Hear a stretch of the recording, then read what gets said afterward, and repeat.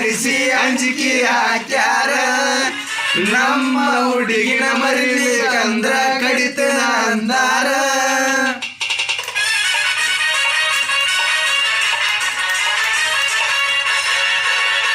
ಅಂಜಿಕೆ ಹಾಕಿ ಅರಗಿನಿ ನಿನ್ನ ಊರ ಬಿಡಿಸ್ಯಾರ